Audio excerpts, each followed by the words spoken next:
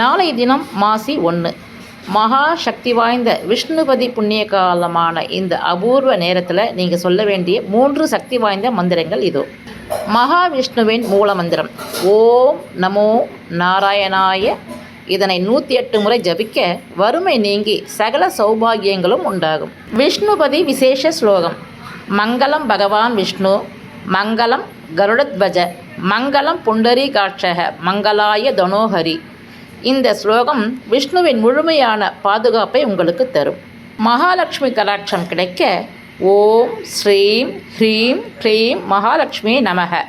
வெள்ளிக்கிழமை விஷ்ணுபதி காலம் வருவதால் பணவரவு அதிகரிக்க இந்த மந்திரம் மிகவும் விசேஷம்.